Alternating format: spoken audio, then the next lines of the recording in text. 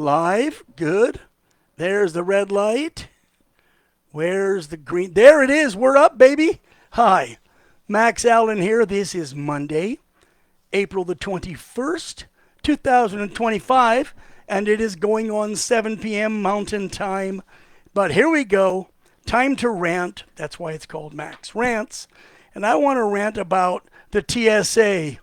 Yes, our friendly, otherwise unemployable buffoons supposedly protecting us as we fly through the not-so-friendly skies.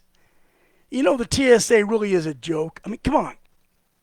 It's time it was abolished. We never should have had it.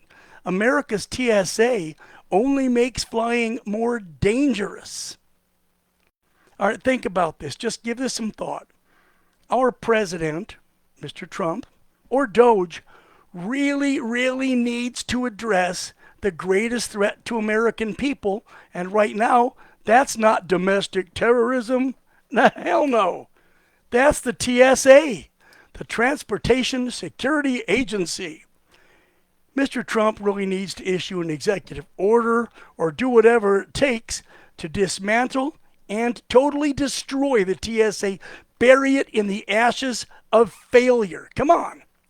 Worse than just being an inept bag of drones, these people present clear and present danger to all of those who fly and to those who don't. It wasn't long ago, like this last, I think, 2 weeks, that Homeland Security Secretary Kristi Noem, she ended collective bargaining with the TSA's union. Yeah, no, believe it or not, the slugs and thugs of the TSA actually have a union. I guess that they had it coming, I guess. Maybe they need a union because somebody up there needs to know how to read and write. Noem's decision came after she discovered that an increasing number of TSA slugs and thugs are busy doing full-time union work instead of actually screening passengers on any given day. Where is DOGE when you need them? I swear to God. Oh, please, Mr. Musk, come back. Let the president sick you on these bastards at TSA. You know, with or without a union, the TSA has never even come close to doing the job they promised. The retarded brainchild of former President George W. Bush, its formation was nothing more than part of a deep state power grab. Security and safety have never been the real mission of the TSA. That's a fact. George W. Bush, arguably the architect of the 911 disasters, made a power grab by inventing DHS and TSA. These agencies were not designed to protect us, simply to treat us more like inmates than citizens and keep on choking off freedom one airplane ticket at a time. Well, Bush and his other deep state skull and bones cronies created the TSA, which is the nation's largest non-military agency. They're bigger than Department of Transportation. They've got more people than the Marine Corps, for God's sake. Commission of this crime, it was based on a publicly perceived need for additional airport security. And of course, the communist slugs in the media were all too happy to scare the shit out of us so that we would just, yes, oh please, save us. But as millions of frustrated travelers can tell you, TSA sucks. They suck. They suck. Their failure is highlighted by the rudeness and incompetence that seems to be engendered in everyone you encounter in that agency. The whole security screening apparatus is a pointless exercise in futility. Hell, security experts all over the world call TSA's pseudo-screening, they call it security circus. That's what it is. It's not true screening. It's security circus. Fielding understaffed basic wage workers who try to screen millions of airline passengers a day, and it only results in long lines, slow lines, and implementing insane and arbitrary rules and regulations.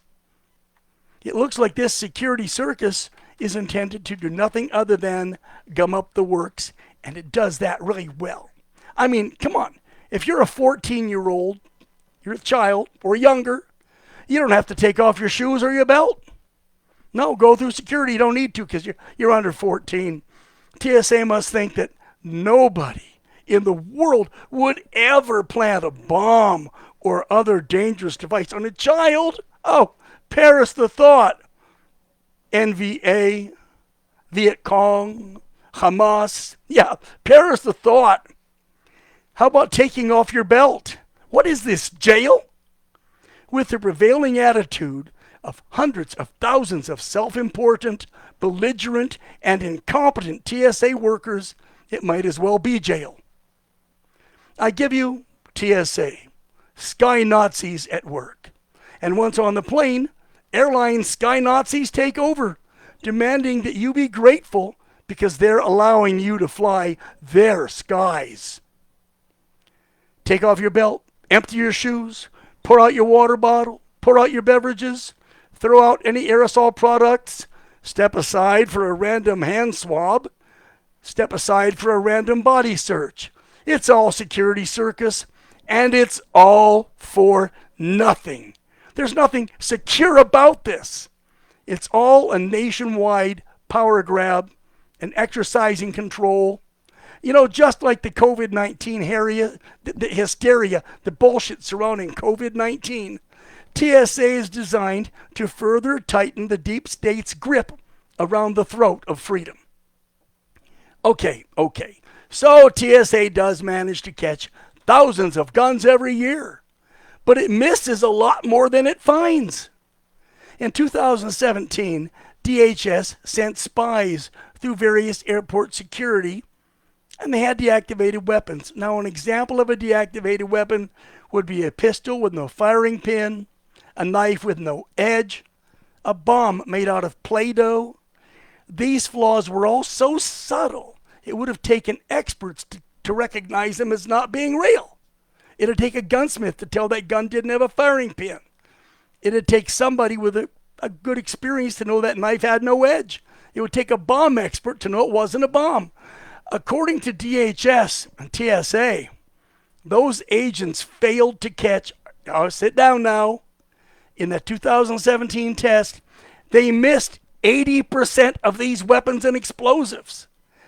They let them get on the plane, 80%. Oh, that's an improvement over 2 years before when they missed 95% of weapons, bombs, all that. My God, they'd miss a damn howitzer if you carried it on your back. Testing's been this way ever since the TSA was founded. How is TSA anything more than a jobs program for the otherwise unemployable? How is it anything but an exercise in DEI?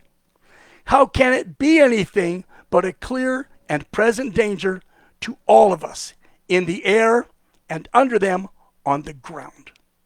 Well, you know, nothing exposes this scam more than the fact that for a mere $78, it's just $78, you can buy your way out of the worst of this security circus by signing up for PreCheck.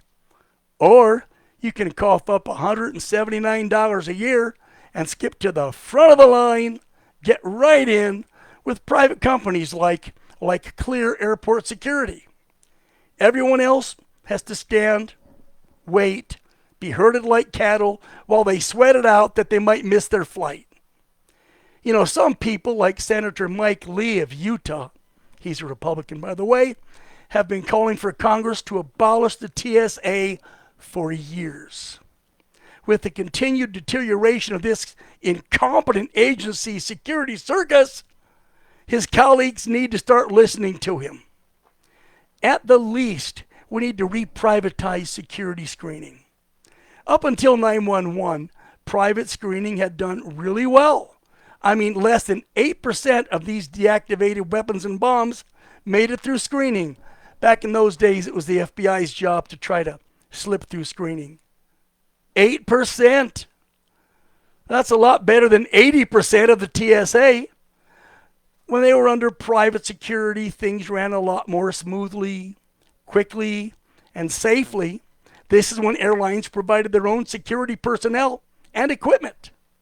privatized security is already the case in 20 U.S. airports, including Orlando and San Francisco. Well, established to provide the illusion of security during the post-911 panic, TSA has only gotten worse as their size has grown exponentially. They employ more people than the Coast Guard. Americans really need to feel safe when they fly. They need to be treated with some amount of respect, some amount of dignity. They need confidence in screening and in-flight personnel whose job it is to serve them, the passengers. You know, it used to be fun to fly. Now it's just a chore. We can bring back the glory days of airline travel. We can bring back comfort, safety, and even lower fares if we just ditch the TSA and allow airlines to contract with local law enforcement or hire and train their own people. You know what? It wouldn't be a bad idea to have a dress code. Let the airlines decide if you can or can't get on the plane in flip-flops without a shirt. Just some thoughts here. Just some thoughts. TSA, kiss my ass.